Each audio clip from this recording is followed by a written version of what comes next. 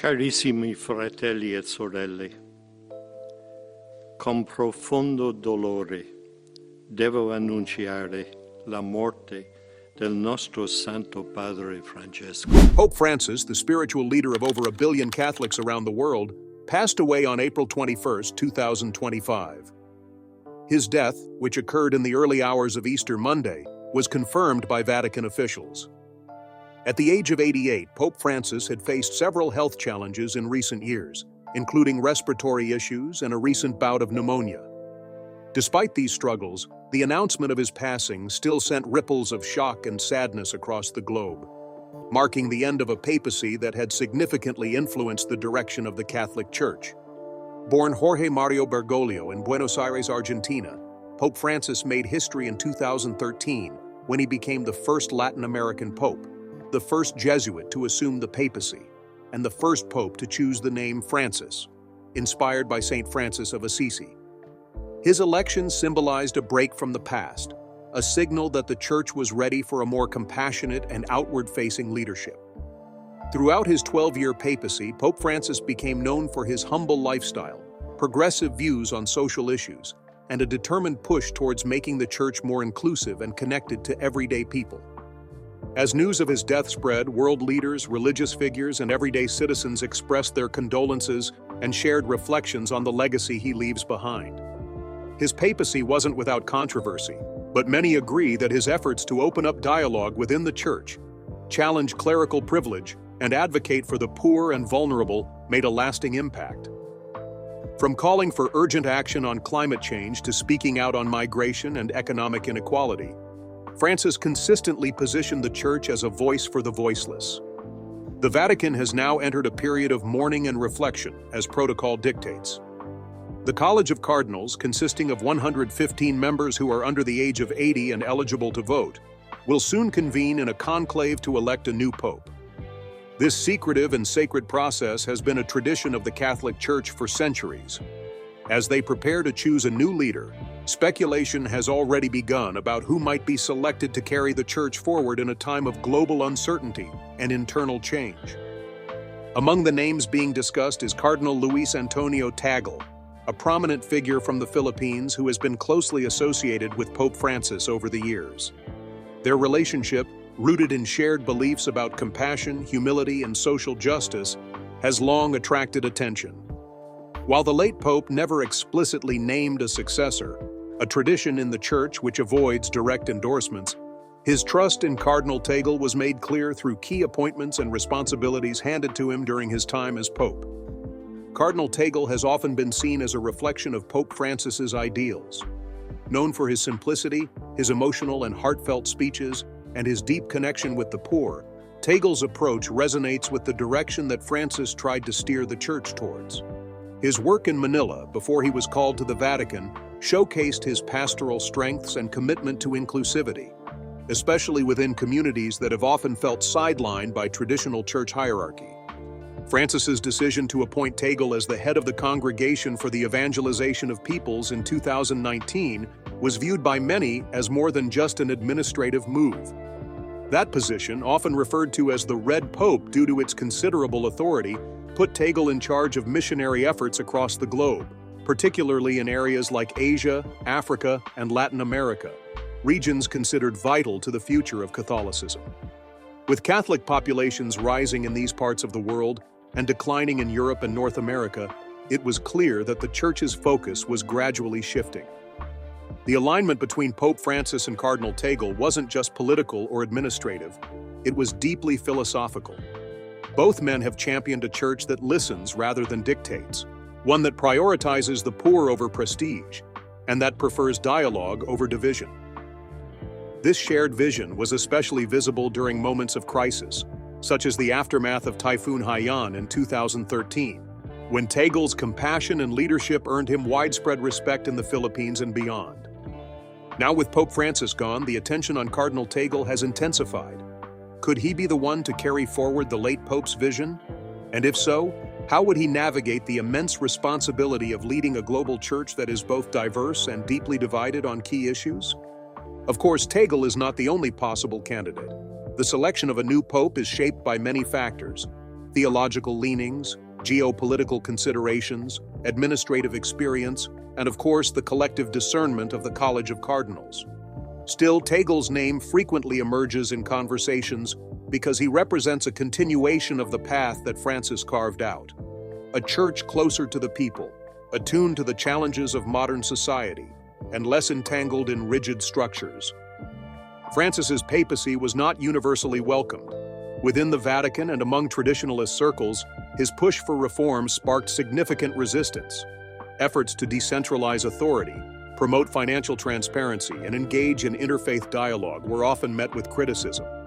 Some conservative groups viewed these changes as a deviation from doctrine, fearing that the Church was compromising its theological foundations for the sake of popularity or modern relevance.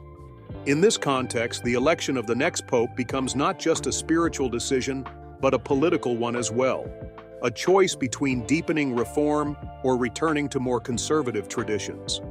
The mood in Rome is one of somber reflection, but also anticipation. The death of a pope is always a moment of transition, one that invites questions about the future direction of the Church. In the coming days, the eyes of the world will turn toward the Sistine Chapel, where the College of Cardinals will cast their votes in secret, guided by prayer and their own interpretations of the Church's needs in the present moment. Whatever the outcome, the next pope will inherit a church shaped by Francis's legacy, a legacy that emphasized mercy over judgment, presence over prestige, and humility over hierarchy. For many Catholics, especially in the global South, the hope is that this direction will not only continue, but also deepen. As the Church prepares for its next chapter, figures like Cardinal Tagle represent not just a bridge to Francis's ideals, but a potential beacon for the future. In these uncertain days, as the Catholic world mourns and prepares, one thing remains clear. Pope Francis's influence will be felt long after his passing. The question now is who will step into his shoes, and how they will carry forward the vision of a church that dares to dream bigger, love deeper, and serve more humbly than ever before. Cardinal Luis Antonio Tagle has steadily risen through the ranks of the Catholic Church, emerging as one of its most recognizable and influential figures, especially within the context of the global South. His journey is not only a reflection of his personal commitment to faith and service, but also emblematic of the broader changes Pope Francis tried to bring into the Church during his papacy. Now, with the death of Pope Francis, Tagle's name is being mentioned more than ever, with many wondering whether he may be the one to continue and deepen the reforms started by his mentor and close ally. Born in Manila, Philippines in 1957, Cardinal Tagle grew up in a modest household that was deeply connected to its local community. His early life was shaped by a strong sense of spirituality and social awareness, which later came to define his pastoral work. He was ordained as a priest in 1982, and from the very beginning, he exhibited a rare combination of intellectual depth, emotional sensitivity, and a deep concern for the poor and marginalized. These traits would later make him an ideal ally for Pope Francis, whose vision for the Church closely aligned with Tagle's values and leadership style. In 2011, Tagle was appointed Archbishop of Manila, one of the most important dioceses in Asia.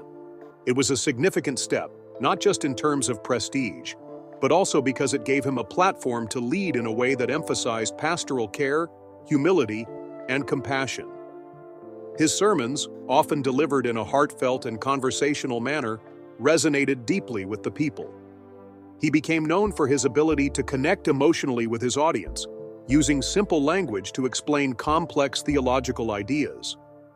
His style was in stark contrast to the more hierarchical and formal tone traditionally associated with Catholic leadership, making him a beloved figure in his country and among many others who followed his work abroad. Tagle's approach to leadership in Manila was rooted in inclusivity and service. He placed a strong emphasis on listening to the people, especially the poor, and taking their lived experiences seriously. This was a defining feature of his leadership, one that would later become a central theme in his collaboration with Pope Francis.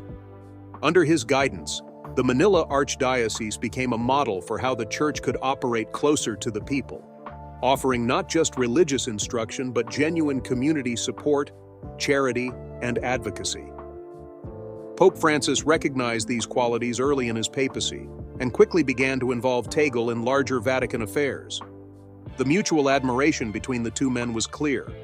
They both shared a belief in a more open, transparent, and compassionate church, one that could be relevant in the modern world without losing its spiritual core. As Tagle began to take on more responsibilities, it was evident that Francis saw him not just as a capable churchman, but as someone who could help guide the global church into the future. In 2015, Tagle was elected president of Caritas Internationalis, a global network of Catholic charitable organizations operating in over 160 countries. In this role, he oversaw campaigns to address hunger, poverty, and climate change, while also strengthening interfaith dialogue and cooperation. His leadership at Caritas was marked by an emphasis on practical action over rhetoric. He consistently argued that the Church's credibility in the modern world depended not on its power or size, but on its willingness to serve those in need. This philosophy mirrored Pope Francis's own words and actions, and further solidified Tagle's image as a reform-minded, globally engaged figure. Perhaps the most significant milestone in Tagle's rise came in December 2019, when Pope Francis appointed him as the prefect of the Congregation for the Evangelization of Peoples.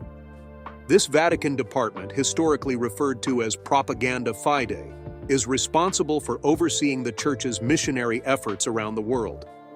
The role is considered one of the most powerful in the Roman Curia, and is often dubbed the Red Pope position due to its wide-reaching influence, particularly in regions where the Church is expanding, such as Asia, Africa, and Latin America. This appointment was not just a promotion, it was a clear signal. By placing Tagle in such a strategic role, Pope Francis demonstrated trust in his ability to lead the Church's global evangelization efforts and expand its reach in a way that was more inclusive and attuned to local cultures. Unlike the older Western-centric model of evangelization, Tagle brought a fresh perspective. He encouraged local churches to embrace their unique cultural identities while remaining faithful to the universal message of the gospel. This approach helped reduce the sense of imposed religious authority, instead creating a space for dialogue and shared spirituality. Tagle's leadership style as prefect continued to reflect his pastoral roots. He was rarely confrontational, preferring to bridge differences rather than deepen divisions. His calm demeanor and ability to communicate across cultural and ideological lines made him a valuable asset in a Vatican often marred by internal disputes and power struggles. At the same time, he never shied away from speaking out on critical issues. From defending the rights of migrants and refugees to promoting environmental responsibility, Tagle remained firmly committed to the social mission of the Church. Throughout his career, Tagle has demonstrated a rare balance of tradition and innovation. He has a deep understanding of Church teachings and theology, having earned a doctorate from the Catholic University of America and served on the International Theological Commission. Yet he also understands the need for the Church to evolve in response to contemporary challenges. His call for a Church of the poor is not just a slogan. It reflects a genuine theological conviction that the gospel must be lived through service, humility, and solidarity with the oppressed. One of Tagle's most admired qualities is his ability to make theology feel personal. In his speeches and interviews, he often speaks about his experiences growing up in a modest neighborhood, about his parents and teachers who shaped his values, and about the ordinary people whose faith inspires him. These stories, shared in a warm and authentic tone, help to demystify the often formal image of the Catholic hierarchy. They also reveal a man who understands that spiritual leadership must be rooted in empathy and personal witness. With Pope Francis now gone, Cardinal Tagle's visibility within the Church has never been higher. His name has naturally emerged in conversations about the next pope, not because he is actively campaigning for it, something that is both discouraged and frowned upon within the Church, but because his vision aligns closely with the one Francis worked so hard to establish. In many ways, Tagle embodies the legacy of Francis, a church that listens, that reaches out, and that dares to imagine a different future. However, Tagle's rise is not without challenges. Within the Vatican, there are still significant factions that resist change. His inclusive and dialogue-driven approach may be seen by some as too soft or not doctrinally rigorous enough. There are also geopolitical considerations, with some preferring a return to European leadership, or a more traditional approach to church governance. Nevertheless, his global appeal, pastoral strengths, and theological grounding make him a compelling figure in the ongoing conversation about the Church's future. Whether or not Cardinal Tagle becomes the next pope, his influence is already deeply felt. He represents a new generation of Catholic leadership, one that is both globally aware and deeply pastoral. As the Church prepares for a new chapter, Tagle's voice will no doubt remain central in shaping how Catholicism responds to the complex, fast-changing world around it. The idea of a church for the margins is not entirely new, but under Pope Francis it was brought to the forefront of Catholic thought and action in a way that had not been seen in recent decades. From his first days as Pope, Francis made clear that his vision of the Church was one that should go out rather than stay closed in on itself. He consistently criticized what he called a self-referential church, and called instead for a model that would serve the needs of real people, especially those most in need. This resonated deeply with Cardinal Tagle, whose own pastoral work in the Philippines had long centered around this exact idea. In Manila, Tagle worked tirelessly to ensure that the Church was not just a presence in the lives of the elite or the middle class, but also a genuine support for those in poverty. He often visited slums, listened to the stories of the people living there, and made it a point to celebrate Mass in poor neighborhoods and disaster-stricken areas. His approach was not one of charity from a distance, but one of solidarity. He encouraged the Church to walk with the people, to feel their pain and to understand their struggles, not from a position of superiority, but as a fellow companion on the journey. This ethos became especially evident during the aftermath of Typhoon Haiyan in 2013, one of the strongest tropical cyclones ever recorded. The storm devastated large parts of the Philippines, displacing millions and killing thousands. Cardinal Tagle's response was swift and deeply compassionate. He became a visible and comforting presence in the affected areas, not just coordinating aid, but sitting with grieving families, blessing the dead, and offering emotional and spiritual support. His presence during that time did not go unnoticed, and many Filipinos saw in him the embodiment of a church that truly cared, that did not disappear during times of crisis but leaned in. Tagle's emphasis on humility and compassion and his preference for listening over lecturing has made him a standout figure in the Church's outreach efforts. As president of Caritas Internationalis, he helped steer global campaigns aimed at fighting hunger, providing shelter for refugees, and addressing the impacts of climate change. These initiatives were not merely practical, they were theological in nature. He often spoke of the theology of the face, the idea that in looking into the face of another person, especially someone who is suffering, we encounter God. This view shaped the way he understood mission and evangelization, not as a one-way street where the Church teaches and others receive, but as a mutual relationship grounded in love, respect, and shared humanity. Cardinal Tagle's contributions in this area have also included a strong emphasis on interfaith dialogue. Living in a country with a significant Muslim minority and working globally with Caritas brought him into contact with people of many different faiths. He has often advocated for greater understanding and cooperation between religions, particularly as a way to address shared challenges like poverty, conflict, and environmental degradation. He sees this work not as optional or secondary to the Church's mission, but as central. For him, building bridges between communities is a way of living out the Gospel's message of peace and reconciliation. One of the most powerful aspects of the Church's shift towards the margins under Francis, and now possibly continuing under Tagle's leadership, is the way it redefines power. Traditionally, power within the Church has often been linked to hierarchy, titles, and centralized control. But both Francis and Tagle have challenged this notion by proposing that real spiritual authority comes from service. For them, leadership means kneeling to wash the feet of others, standing beside the suffering, and advocating for justice. This is not just symbolic. It has practical implications for how the Church is structured and how decisions are made. Yet this focus on the margins has not been universally accepted. Critics, particularly from more conservative sectors of the Church, argue that such an emphasis risks diluting doctrinal clarity or making the Church too aligned with political agendas. They worry that focusing on social issues like climate change, migration, and poverty could come at the expense of traditional teachings. Some have even accused the Church under Francis of becoming too political, or of compromising its spiritual mission for the sake of modern relevance. Cardinal Tagle, however, has addressed these criticisms with characteristic gentleness and thoughtfulness. He argues that there is no contradiction between maintaining the Church's core teachings and addressing the real needs of the world. In fact, he believes the two go hand in hand. Quoting the Gospel, he often reminds people that Jesus himself spent most of his time with the poor, the sick, and the outcasts of society. The Church, if it is to be true to its founder, must do the same. Listening is another theme that features heavily in Tagle's ministry. He has said many times that listening is a form of love, a way to make space for others and show that their lives matter.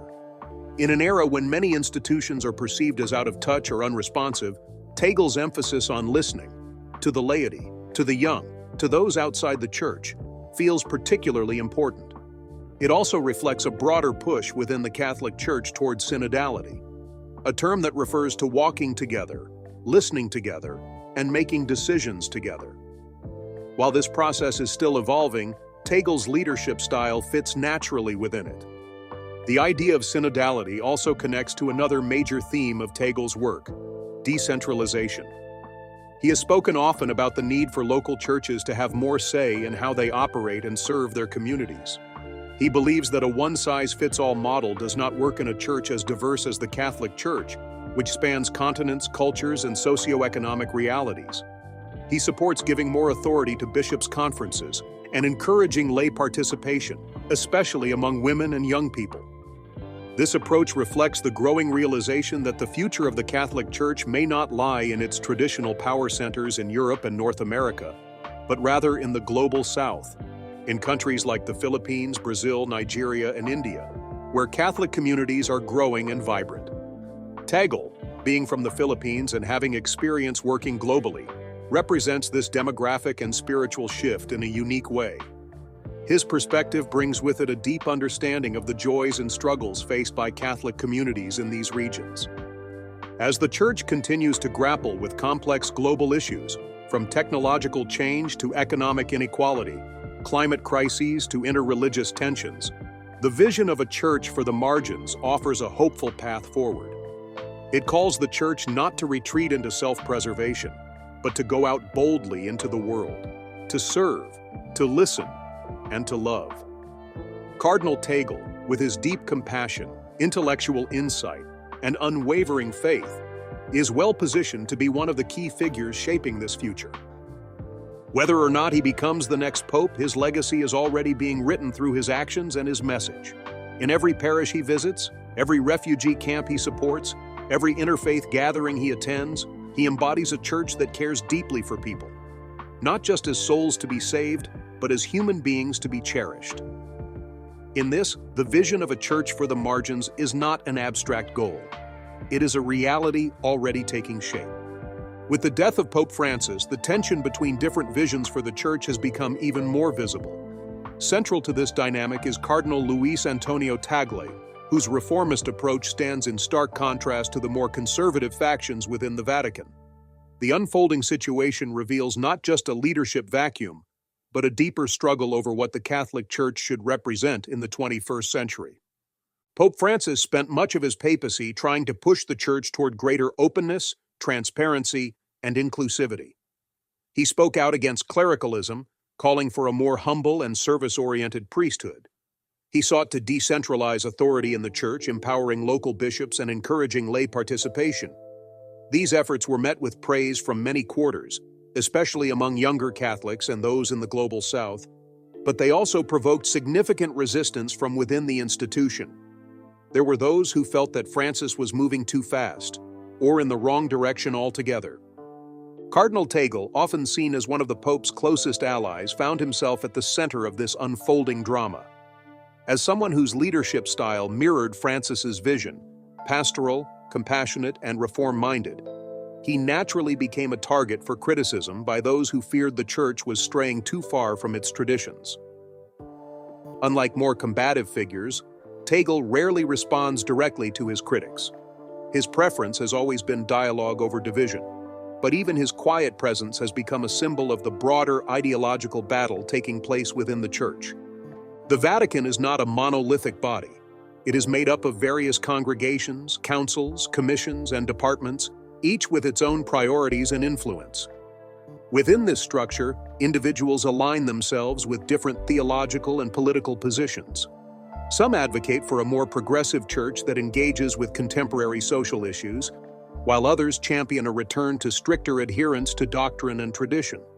These divisions have always existed, but under Francis they became more pronounced, especially as he attempted to overhaul the Vatican's financial systems and promote greater accountability.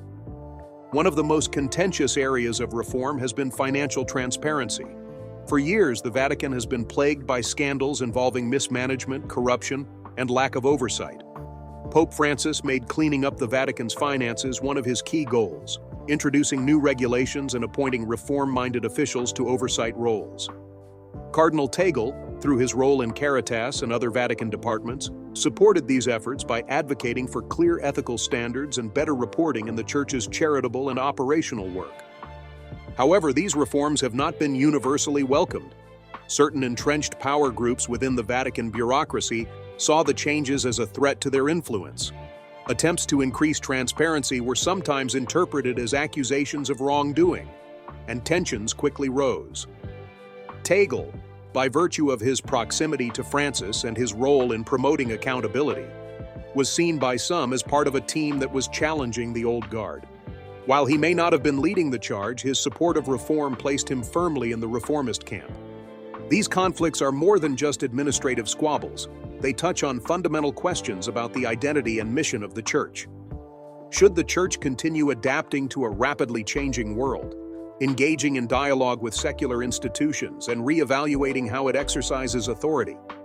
Or should it hold fast to a more insular model, focused on preserving theological purity and resisting modern trends?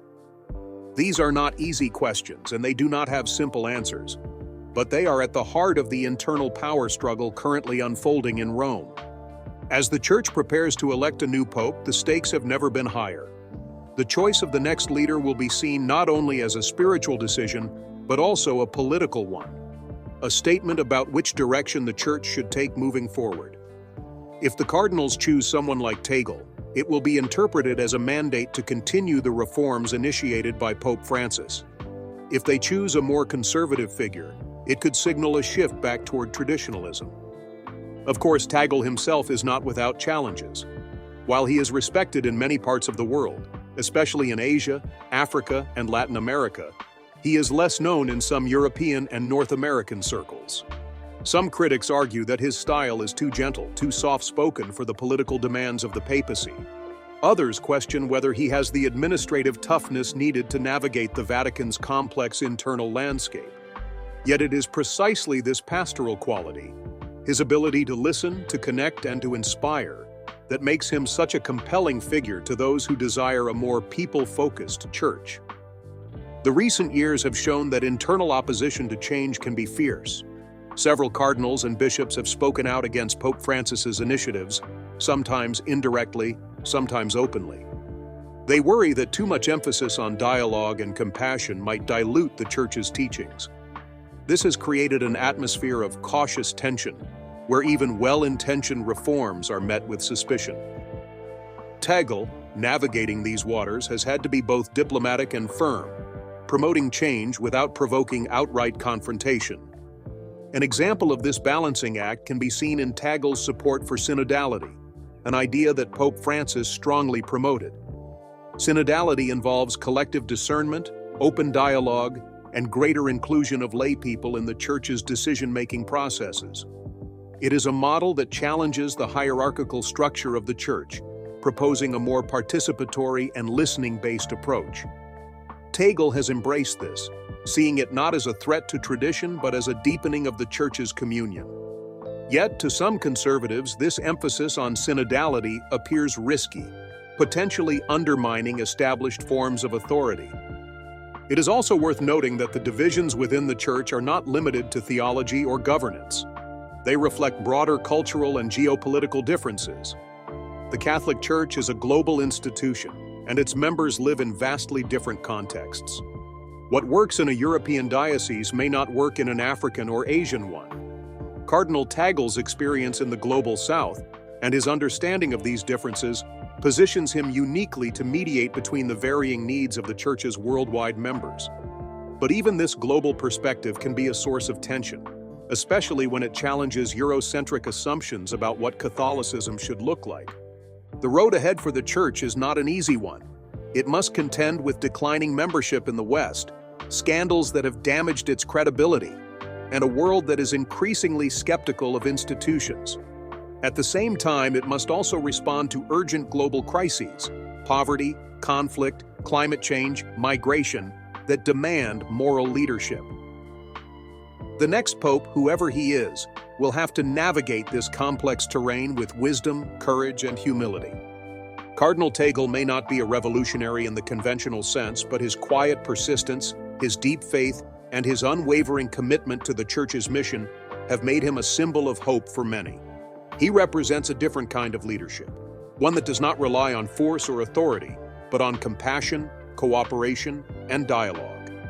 If the Church is to remain relevant and united in the coming decades, it will need leaders who can bring people together across divides. Whether or not Tagle becomes Pope, his role in shaping the future of the Catholic Church is already significant.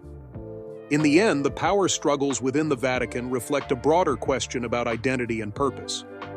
What kind of church does the world need today? One that protects itself from change, or one that embraces it? One that looks inward, or one that reaches outward? The answers to these questions will not come easily, but they will shape the course of Catholicism for generations to come. As the conclave approaches and speculation intensifies, all eyes are on Rome, not just to see who will wear the white robes next, but to understand what that choice will mean for the soul of the Church. Cardinal Tagle has risen to prominence over the last decade, largely due to his pastoral approach, global perspective, and alignment with the values championed by Pope Francis. His background in the Philippines, a country marked by both deep Catholic roots and socioeconomic challenges, has shaped his emphasis on compassion, humility, and service. His work in Manila, and later on the global stage through Caritas Internationalis and the Congregation for the Evangelization of Peoples, has placed him in direct contact with the margins, those groups and individuals Pope Francis often spoke about. Tagle embodies the shift towards a more inclusive and outward-facing church. In contrast, Cardinal Pietro Parolin, currently the Vatican Secretary of State, represents the more traditional wing of the Catholic hierarchy. An experienced diplomat, Parolin has served in some of the Church's most complex geopolitical roles, including as the Holy See's representative in countries like Venezuela and Nigeria. He is known for his intellect, strategic thinking, and steady hand in managing the Vatican's international affairs. Parolin is seen as someone who understands the intricacies of church governance and has the administrative capability to maintain order in an institution facing significant global and internal challenges. The contrast between the two candidates is not simply about personality. It reflects deeper debates about the role of the Church in the modern world. Tagle, often referred to as Asia's Francis, has consistently advocated for a church that listens before it speaks, reaches out rather than pulls in, and places mercy at the center of its mission. He has called for greater attention to the peripheries, not just geographically but also socially and spiritually. His vision is rooted in dialogue, inclusivity, and a willingness to face uncomfortable questions about the Church's role in today's world. Parolin, while not opposed to dialogue, tends to emphasize stability, continuity, and diplomacy. His leadership style is cautious and calculated, traits that have served him well in his diplomatic roles.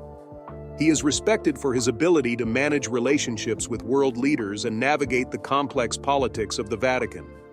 For many within the Church, especially those who favor a return to more traditional structures and teachings, Parolin offers a sense of reassurance.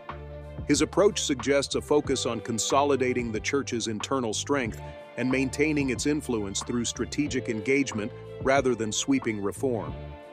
These differing approaches come at a time when the Church is facing unprecedented challenges. In many Western countries, church attendance is declining, vocations are shrinking, and scandals have eroded trust. At the same time, Catholic communities in the global South are growing rapidly, often led by clergy and lay people who are younger, more diverse, and deeply engaged in social justice issues. The next pope will need to bridge these realities, speaking to both the traditional heartlands of Catholicism and its emerging frontiers. In this context, Tagle's experience in Asia and his international engagement could be seen as assets. He understands what it means to be Catholic in a multi-religious post-colonial society. His leadership in organizations like Caritas has exposed him to the realities of poverty, climate change, and displacement, issues that are increasingly shaping the Church's mission. He speaks from a position of lived experience, not just theological knowledge, which allows him to connect with a wide range of people across cultures and backgrounds. However, his progressive stance has not gone unnoticed or unchallenged. Critics argue that Tagle's emphasis on compassion and social justice risks overshadowing doctrinal clarity. They worry that his style, while pastoral, might not provide the firm leadership needed to steer the Church through turbulent times.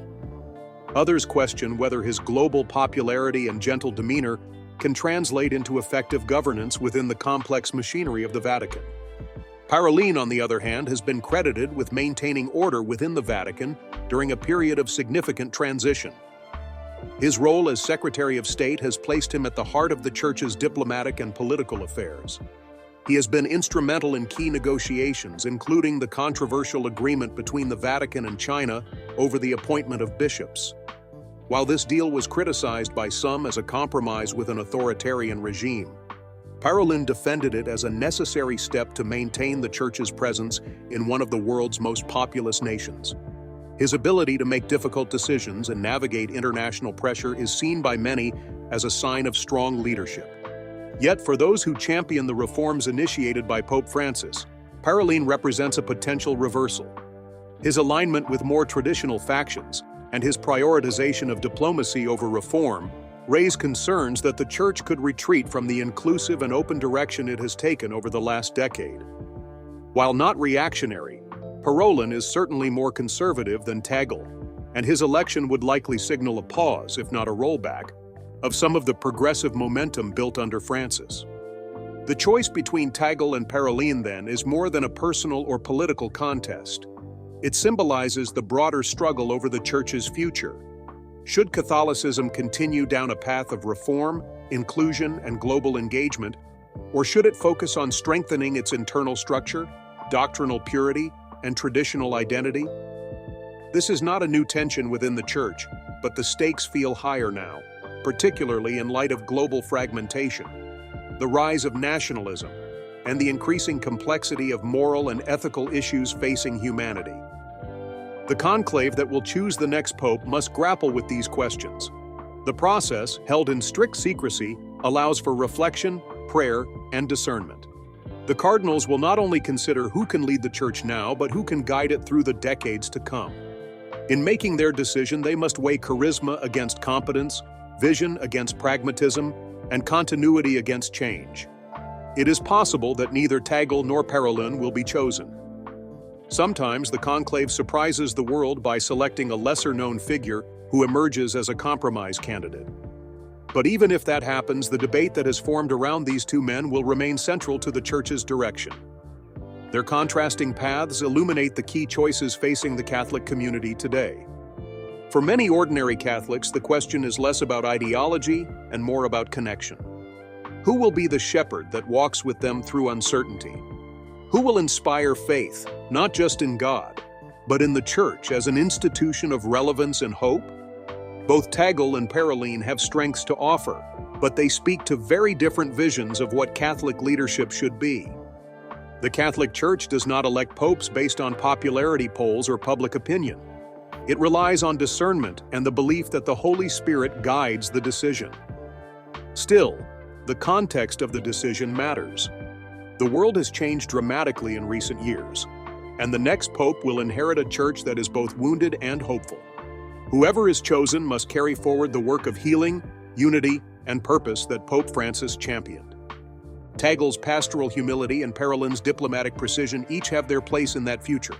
But ultimately, the choice will come down to which qualities the cardinals believe are most needed now. Whether the Church steps further into the world or takes a moment to stabilize, the outcome will shape Catholicism for generations. In the eyes of millions of faithful around the globe, The next pope will not only be a spiritual leader, but a symbol of the Church's priorities in an age defined by complexity, change, and the need for renewed hope.